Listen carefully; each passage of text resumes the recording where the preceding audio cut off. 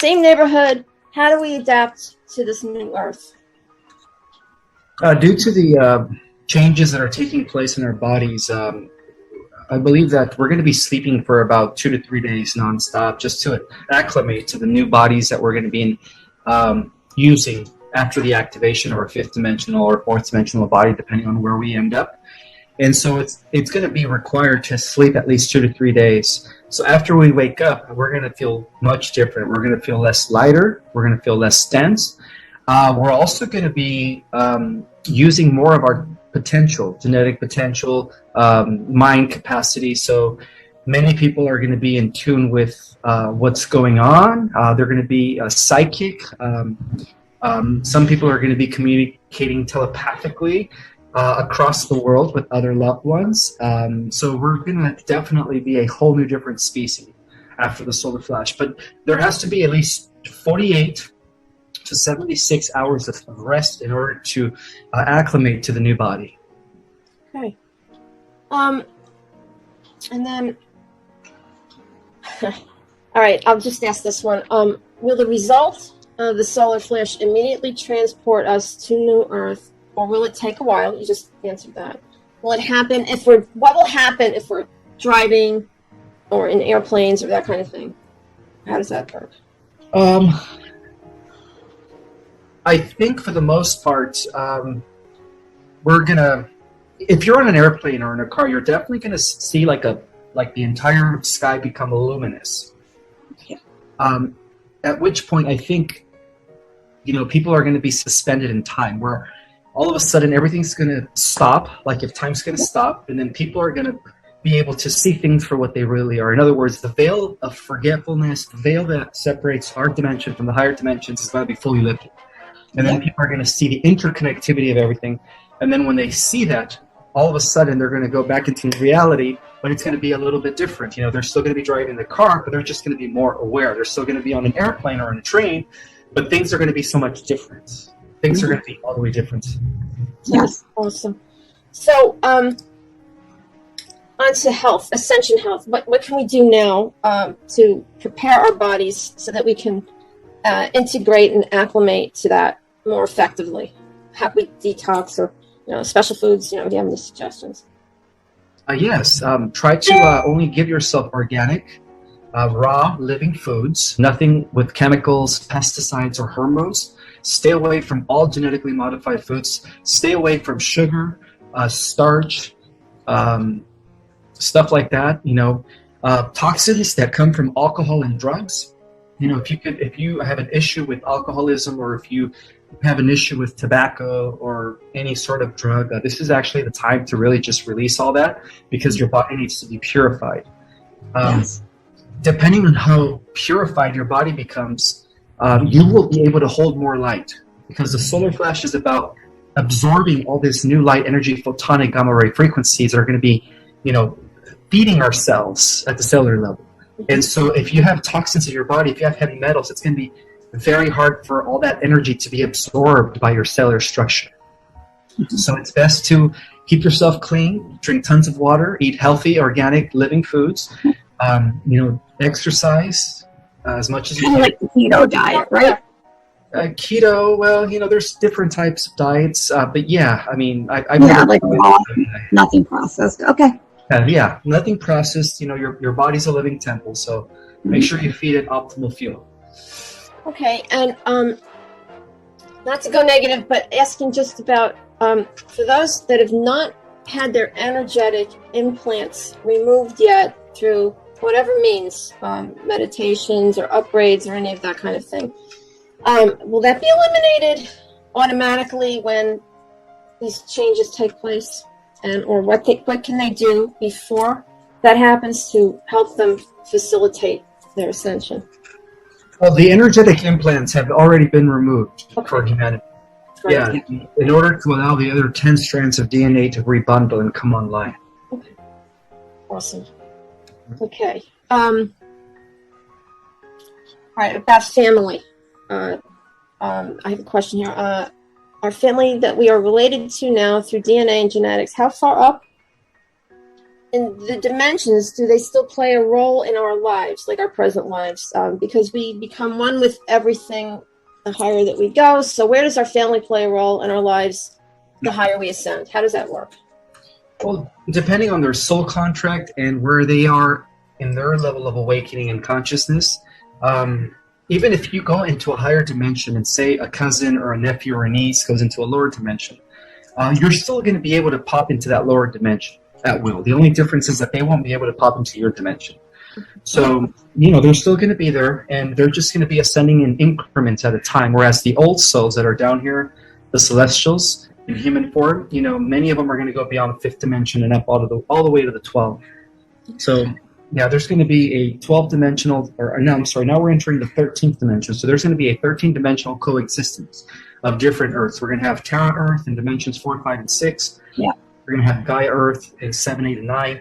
And Arimatina, which was the original Lyra Abion, 10, 11, and 12, before it was destroyed by the Draco during the First Galactic War, which I cover in detail in my book. And then finally, Sophia in dimensions 13, 14, and 15. So we're going to have those, all dimensional spheres all coexisting at the same time. Yeah. I'm so glad you explained that, because lately I've been seeing everything in 15s. Like, I could see 15 different timelines at once, and they're asking me questions. I'm like, all right, I got to see where you are. So thank you. That really, now that explains it. The word Arimatina and Aurora, are they one and the same Earth planet in 10th, 11th, and 12th dimension, or you mentioned it's the planet, and there's some confusion, I guess I have, stargates going from the 10th, 11th, and 12th from here. I thought the stargate was called Arimatina, but It's the stargates are called the stargates of Amenti, and this current house, Amenti. So the stargates of Amenti connect all the way, actually, now to Sophia. Before, it used to just connect to Arimatina, but because the Earth is getting ready to embody her higher self, which is the spirit of Sophia, the great mother of all, it's going to be plugged into all 15-dimensional frequencies. Okay. 15. I know, it explains so much. I'm so thankful for that. Thank you. Okay, so let's get into some super abilities here. So we have a question. I'd like to ask if we will be able to fly physically in the 5D world. I've always known since I was 4 years old that I should be able to fly and teleport around, and felt deeply saddened to be here without my ability. Absolutely, yes. That's the beauty of being restored back into a 5th-dimensional being, is that all these superhuman abilities are going to be coming back to us. And it's not about trying to figure out how to get to that. It's about just going within and remembering, because all that information is stored within our cellular data. Okay.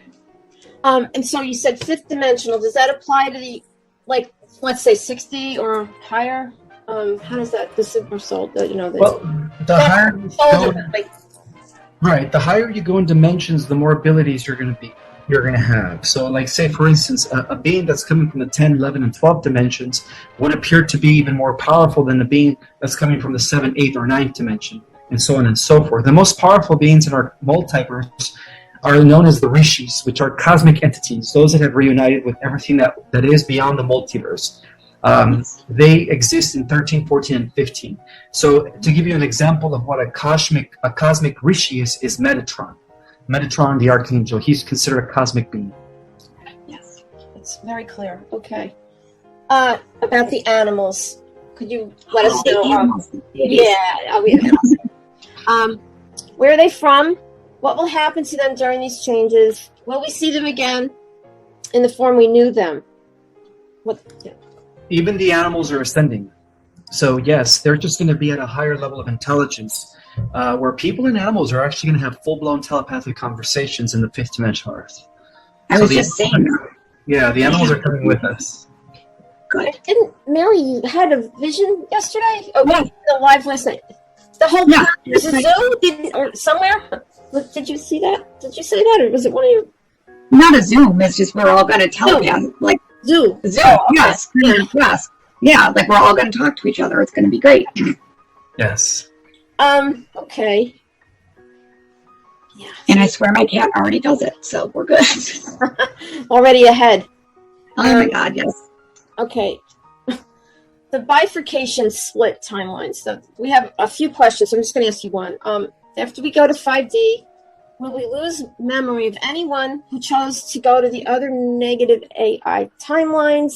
As advanced beings, why does this occur? Would we maintain our ability to read the Akashic records, such as Dolores Cannon's work? That's like a bunch of. That's like 4 questions. All right. Yeah. I'm like, wow. All right. Whatever you want to respond to.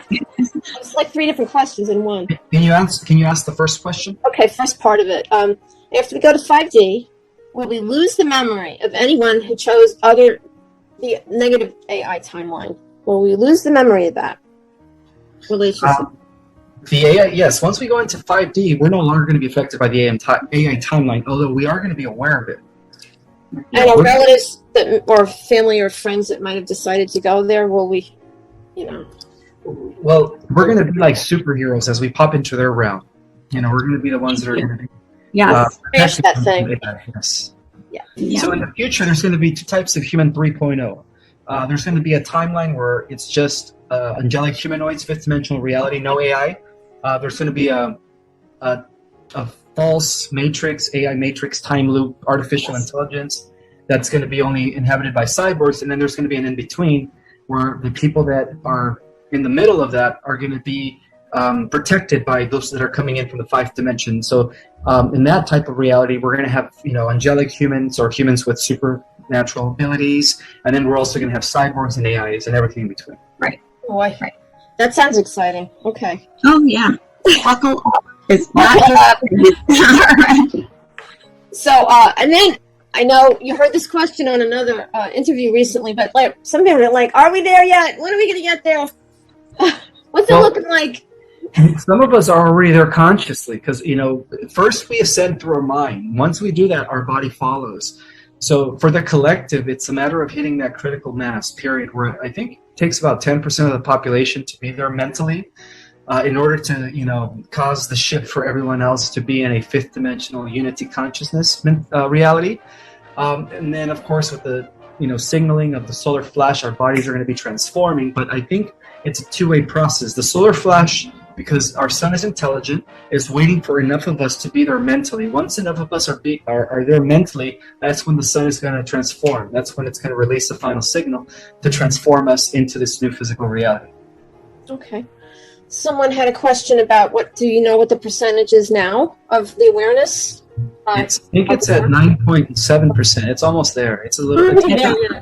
We're like this close. I'm like, great. It can happen at the end of summer, beginning of fall. Sometime before the year is over. We'll see. Yeah. So then, I keep getting September. They keep telling me September, and I'm like, I don't know. We'll see. We'll see. Sort of like sliding around. I know. So the solar flash in 4D and 5D, and the new. Can you clarify how the new monetary system will function in 4D? I think it was 4D that you said. It would be the only 4D thing. It wouldn't be happening in 5D because they're beyond money in 5D or that kind of stuff. Yes, exactly. Okay, so then they want to know, when would that new system kick in, before or after the solar flash? I think it's going to happen all at the same time. Yeah. I think the solar flash is going to mark the end of the dark or the dark age and the beginning of the golden age, which is going to be seen as a reset by the alliance, the White Hats, implementing a system that's workable for everyone. Right. Yes. A reboot. A reboot. Yeah, exactly. Yeah. All right, baby angels. So this is for this couple from them. Can you please give a brief summary of galactic order? And I know you cover this in your book, and you don't have to get into too much detail, but only as it relates to the dimensions. Oh, yeah, they're angel-centric. Sorry. Okay. So, can you give a summary of the galactic order? I guess in this in this whole universe, the 12 dimensions, in relation to the angelic hierarchy, which I understand they have 9 orders of angels. Mm-hmm. Where do they fit into the cosmological structure? Those are the non-incarnates. Those are the ones that are helping create or source from the non-physical incarnation state in order to assist those that decided to incarnate. So we have those that are participating, which are in embodiment, on different levels of reality, and then we have those that are non-incarnated, that are just there on the sidelines, just overseeing and protecting those that did incarnate. So, we could perceive the galactics as angels, because anything beyond the 5th dimensional level of reality to us is angelic. We see, and the higher we go in dimensions, the more angelic we become, the less dense, the more light. The lower we go in dimensions, the more denser and physical we become. And I describe that in my book as well. I talk about how, technically all matter is just a vibrational frequency of the same light energy spectrum vibrating at different rates. So the higher you go, the more subtle and the more immortal matter becomes, and the lesser you go, the more gross, and dense matter becomes. As to why it feels so solid in this dimension. But physicality exists all the way to the 12th dimension. Beyond that, it's just pure energy. And Go ahead. Okay. So the spiritual hierarchy or celestial administration exists on every level of reality. Within galactic systems, we have what we called the councils of light, that is overseen by the Council of 12. Well, now it's going to be the Council of 13 because we're moving into the 13th cycle.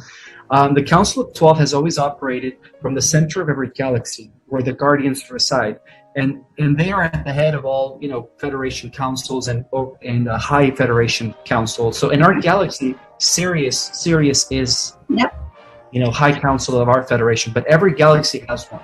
Now, above the Federation, we have different councils or different orders, and this is where the angels come into play, because the angels exist beyond the 11th dimension, obviously. Yes.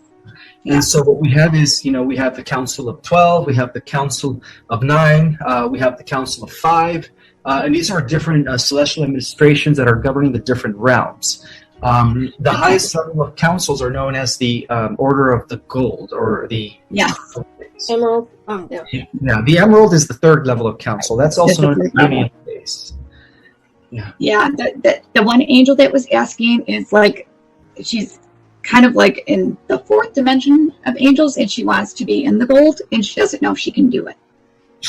By being in the 4th dimension, you're in the Ruby Order. You're serving the Council of Alcyon, which is the Perez of the Sun. Beyond the Ruby Order, then you go into the Order of Amethyst, and then you go into the Order of Emerald.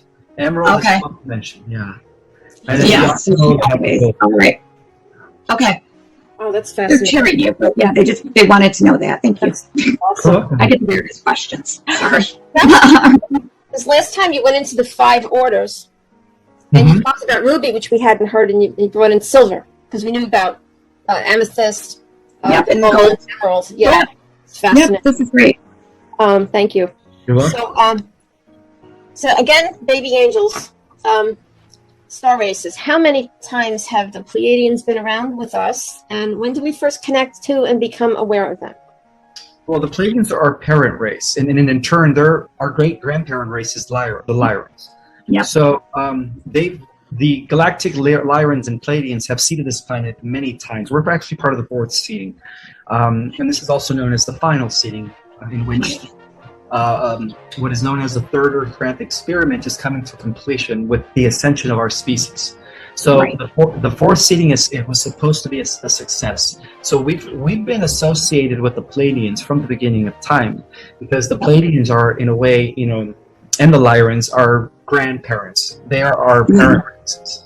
And one of the things that I talked about in Kabbalah Guru is that what distinguished the ancient Israelites, or those that came from the line of Abraham and Sarah, as opposed to the other tribes that existed during those days, is that the Israelites were the continuation of those that carry the highest blood concentration of Pleiadian and Lyran blood, as opposed to the Canaanites, who are contaminated by the Draco blood that came from Babylon. Yeah. Right. Okay. Thank you. Great. So, is there a difference between angelic humans, which you just talked about, the bloodline, and Earthlings, right? So the humans that are evolving up from, you said, there one's coming from the way down, they're infusing, or they're involuting. Yeah, involution, which is disintegrating. Yes. And then there's the evolution, then coming from the other, right? And we meet in the middle somewhere and evolve. So, is there a difference between angelic human beings and Earthlings, and what is it? The difference is that the angelic human beings are the older souls that have already graduated and completed the entire ascension process. The earth souls are the newbie souls, the ones that started at the bottom and are just gradually going up in increments. So at the point where the descent of spirit meets the evolution of physical shell, what we call biological bodies, meets when Homo sapiens sapiens were engineered, and that explains our race. We are the final product of that as well. Okay. All right. Now there's competing opinions. I have two people here asking about Elena Danaan and her take on Enki. So, do you want to comment on that at all? Do you know what her position is? She's, saying that Enki was it's opposite, right? Because the tablets were tampered with. Exactly. So, and the thing is, everything we've been taught is wrong, including the translation of the Sumerian tablets. So everyone's under this spell that Enki was the good guy, and I'm getting a lot of negative feedback because I'm speaking the truth. I'm trying to break people away from the program, right? Because that's still part of the program. Yes. But the original Elena Danaan was actually murdered and was replaced by a droid.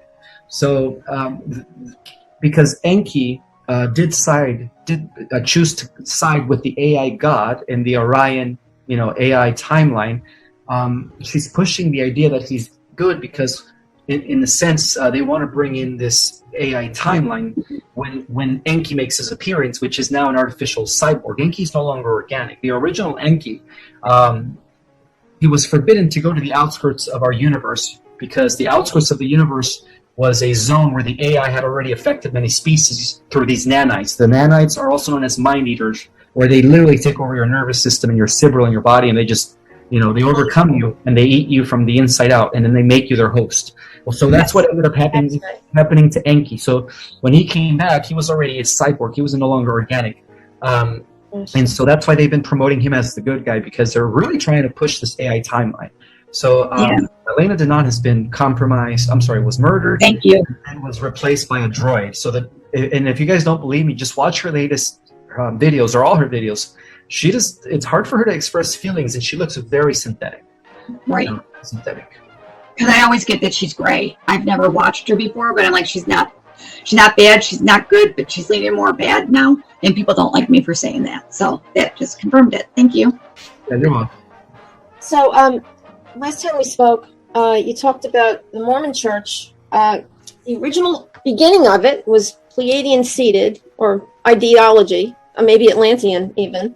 Arcturian, sorry. Okay. So the question is, today, what role, if any, has the Mormon Church had in preparing people for the solar flash and ascension? It's like in the current state, but earlier it was more accurate. Well, within the teachings of the church, they do talk about the solar flash, but they call it as a great purging that's coming from the sun. Yeah. They say that this purging is going to eliminate all the wicked and uplift the righteous, the just, which is correct. That's what the prophecy stated. So that church kept a record of the original prophecies. Okay. And they're also extensions of the White Hats, by the way. Yeah. The church. Yeah. The church was before it was organized in 1832 by Joseph Smith, who was a Freemason. He took a lot of those records that stem from the Knights Templars, and that's how the church was able to inherit everyone's genealogical records going back to thousands of years. And they were entrusted as keepers of the genealogical records from the Cabal, and those are resting within the Rocky Mountains of Utah, and safeguarded in a vault, and they're only to be released once the ascension takes place, and that way everyone's going to know what tribe they're from, because everybody on this planet is part of one of the 12 tribes of Israel, except those that came from Canaan or Canaanites, which is Babylon, or Cabal families. Right. And they actually migrated to Palmyra, New York, and that's where they started the whole Mormon religion in New York State. So that's interesting. Interesting. Thank you for right near the Finger Lakes. Interesting. So the question of blood types isn't even going to matter because we're going to find out who's what, where afterward. Oh yeah, it's the whole concept of bloodline has been very, very important to the church, because the church knows about the original descendants of Jesus and Mary Magdalene, but they don't talk about it. But they know that it is through their descendants that this new age, or this initiation into the millennium, or the 1,000 years of peace would come about when those descendants rise. when And they so went. they kind of always protected who those descendants were as to why those records have been stored in the Rocky Mountains, safeguarded, without having any. They're incapable of being penetrated. Right. They're very secured in vaults that are very locked. Okay. Yep. So the book, and then I want to get into some twin flame questions to get toward the end of this. The book. So there are some languages that are priority translations for you, and then beyond that, hopefully, depending on what happens, when, right? So you want to tell us which language is your book? I know that you have a few editions coming out and new material, and you want to talk about some of that? Yeah, just hold up the book. Sure. Yeah, I'm going to be doing a second edition where I'm actually going to be correcting all the misspellings and all the different grammar mistakes that the editor, the person who I paid to format it in order for it to be accepted by Amazon switched everything around. Yes. The original editor had everything corrected, everything right, but the formatter kind of did it in a way where that person twisted it, misscrambled certain words, and in turn it made me look bad. So, I just wanted to point out that book was edited in its original context, but then later it was modified right before it went into publication. And I think that was deliberately done by a person. It was. It really was. Right? Yeah. It really was. That's what I was told. Yeah, it really was. They just Because it was such dense information, Mhm. that they wanted to not how can I say it? They wanted to taint it. They wanted to corrupt it in a way where a lot of the phrases were misspelled. There was a lot of grammatical. Yeah, they wanted to create confusion. Exactly. So I'm going to be doing another edit, and this time before we say yes to the publication, I'm going to actually hire a different formatter who's not a fundamentalist Christian, because a person was a fundamentalist Christian, and I'm sure when she read that manuscript, she said, "Hey, this goes against the Bible. I better mess with it." But again, That's not true either. The Bible. So we got that too. They don't call that, yeah. I'm going to add another chapter, which is going to be a segue to the next book. Perfect. And that'll be in English, Spanish? In English in September, and then by the end of the year, hopefully the Spanish translation would be available. And then I'm going to work on getting it into Chinese and then other languages eventually. Thank you. You're welcome. Okay, so we're going to go right into Twin Flames now. Would we be meeting or reunited with Twin Flames before, after, during the flash or solar flash, and that pertains to the energy of the connection being able to help the Earth? I think they're asking, aren't they more powerful when they're put together in pairs, and can't they help? Absolutely. Yeah. Yes, because every twin flame, every starseed that has a twin flame is symbolically representing the union of the cosmic Christ with the cosmic Sophia coming back into balance and integration. And so there's a 3D kind of way of looking at that. Monogamy. Is Right. monogamy preferred or disregarded in the higher dimensions? Monogamy only exists up to the 5th or 6th dimension. Beyond the 6th dimension, as we become a social memory complex, we become part of a collective. At which point, males and females are able to not only just be in one relationship, but to be in multiple relationships. Because at that level of reality, they see everyone as one and the same. There is no jealousy. There is no, territory, or this is my territory. And all that mentality is squashed.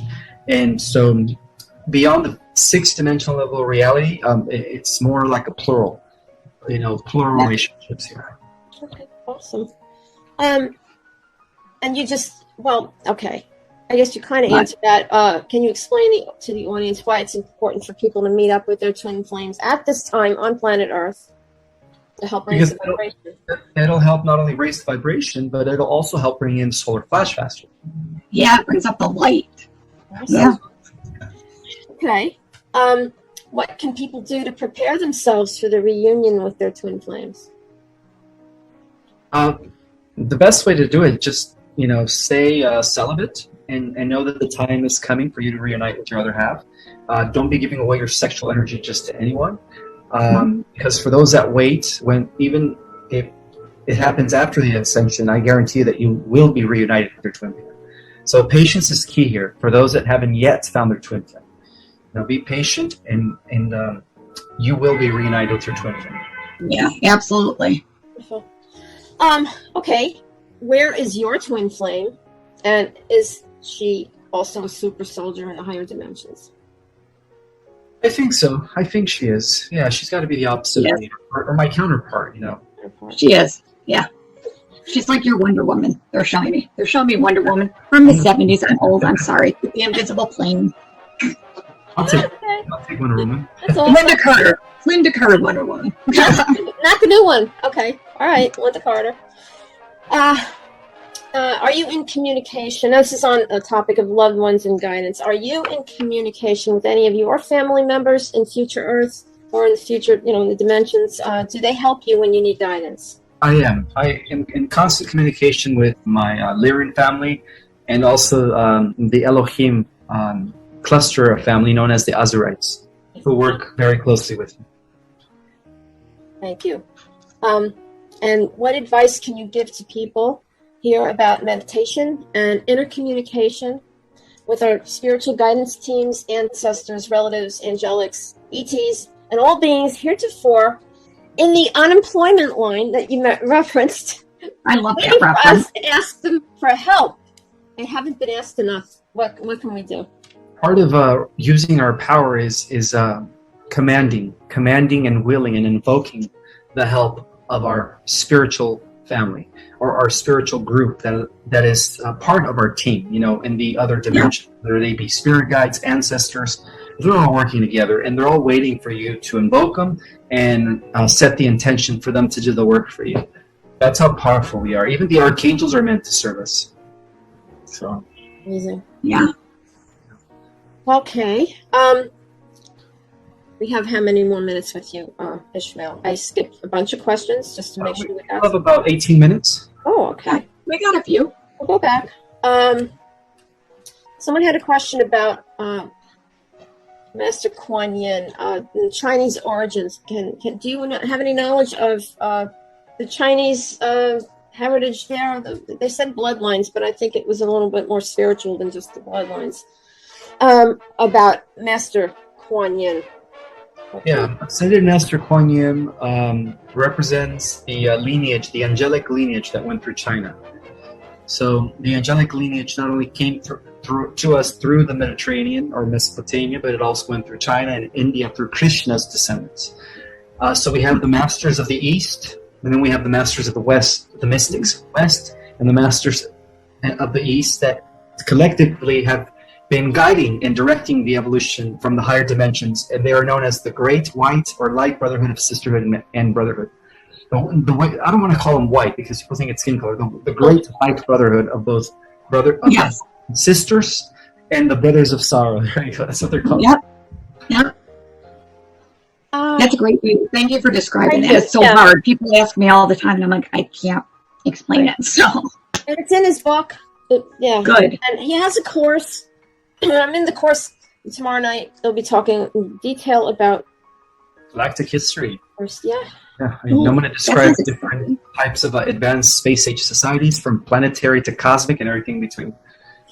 It's just amazing. So take the course by the book. And I know a lot of our questions are, related to details that you will find out. Split. Okay. Ascension in the 144,000. Who will these special people be? And will they be twin flames in pairs? Will they be scientists, world teachers, counselors, New Republic, lawyers, natural law, or whatever they're going to... How is that going to work out? 144,000. Well, the 144,000 are the core of the Starseed Nations. They are the ascended masters and ladies of light that have embodied once again to help usher in the fifth golden age. So we're all going to find out who they are, but I guarantee you that they are living among us.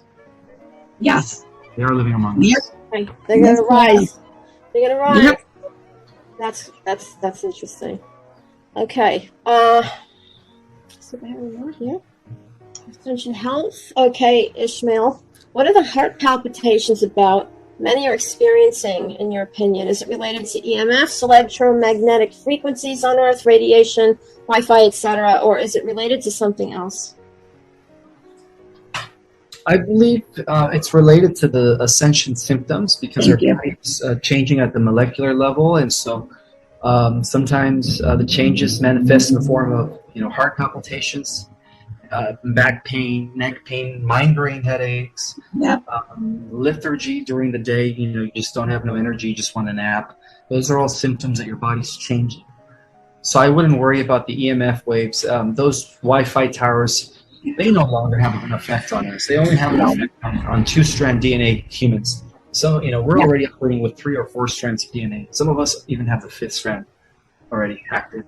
Thank you, because they keep showing me like adding almost like the strand, and they keep building on it, and I'm like, all right, okay. They're So knitting. yes, they are. We're knitting. Here we go. Knitting. Okay. Now, someone's asking about light language.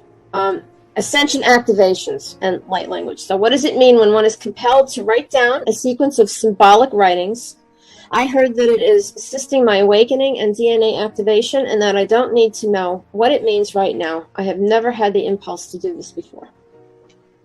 That's the person asking the question. So it's part of the activation process. The name of the light language that is being used across the multiverse is called Kelonta. Kelonta.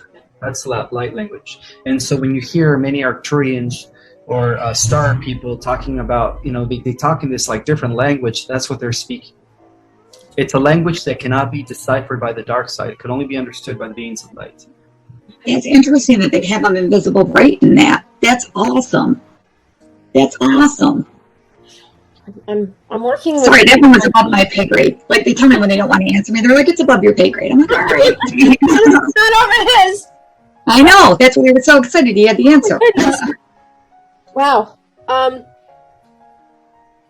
back up into the solar flash again. I know we're on the twin flame thing, or no? I'll go back. I didn't know if we had a lot on that, because I keep getting it in the chat. Oh, well, I had... I'll go back down there. But I had them... I'm sorry. Okay. Monogamy. Got twin flames. We talked about the meeting up before or after. Yep. Why it's important for them. Yep. Is there something else the angels want to ask him about that? I just want everybody to know it's like super important. You're going to find them. It's almost going to... They keep showing me it's like magnetic. Like, you're not going to be able to resist. It's like magnetic. And then it's a big, huge spark. Like, you can't make it up, and you won't even have to question it. Exactly. Yeah. Okay. So even if they're not like all caught up and they haven't done all the clearing, the energy work, the healing work, no matter what, that's going to... It could still happen anyways. Yes. Regardless. I get that. Nobody has to, in terms of preparation, just do what you feel, but it's going to happen when it's the right time. It's going to happen. Right. Yeah. Right. Because it's part of a bigger movement. It's the mission. It's the mission. Mary, I think that's it. I think we got through all of them. That's amazing. Yeah, amazing. And is there anything else that you had, Ismael? Again, a lot of people are thinking that because I came into the scene like within the last few weeks, and people are confused as to why all of a sudden I'm everywhere. So they are assuming that I'm being promoted by the cabal, or that I am a cyborg, or... He's not, you guys. Sorry, I'm just like, they had me interject that, so go ahead. But I just want to let people know that I raised a family. I raised a 22-year-old daughter who is now getting her bachelor's at a university as a screenwriter. I'm raising a 16-year-old son who is a junior in high school. I have a terminally ill wife who is battling 4-stage kidney failure. So I've been managing and balancing everything out. I've been a family man for many years. And when I mentioned that I took 20 years off to become a hermit, I actually did have a job, because many people were asking, well, who supported him when he was doing all this research? Well, I worked during the day. When I came home at night, I changed diapers and wrote and did research. And that's all I dedicated my life to, raising my kids and being an instrument of divine, light, in order to gather the information that I wrote in my book, Our Cosmic Origin. Yeah. Thank you for sharing that, because that's a side of you we have not heard. Yeah. I'm glad you let everyone know, because, regardless of the typos or whatever, nothing in that book, even though you might have been sabotaged, the line of thought and the heart, if you read that book with your heart and your intuition, you can feel how it's divinity speaking through Ishmael. It's his higher self. It's the team. You can tell that it's the real deal. So whether it's you're reading the edition that's there now or the one that comes later, the information is there, and it's everyone's responsibility, each one of us, to process it and stand up and get ready. You know, help him, help the mission, help all the light forces that are here, and you know, get it together so we can get to, and it'll happen faster. Everybody's going, are we there yet? Well, are you doing what you need to do to get us there, right? So, really thank you for stepping up like that. Amazing. Yes, thank you so much. And we'll link your book and your classes down with the video too, so people can sign up. Yeah. Thank you. Help. All right. Yeah. Thank you so much for staying with us and being a part again. Thank you. Yeah, you're welcome. Mary, want me to end? Yeah, that's fine. All right, you guys, hit like and subscribe and let us know. Leave questions. I'm going to end the recording.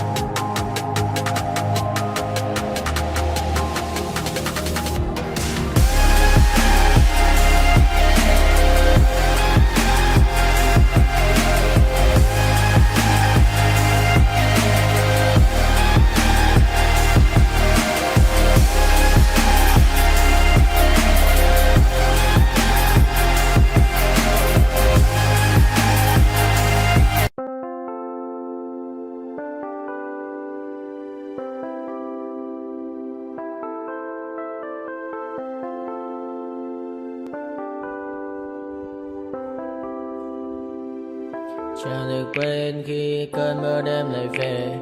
Em đã quên lời thề và ta như đông chìm sâu. Không gần mới em anh nhận màu.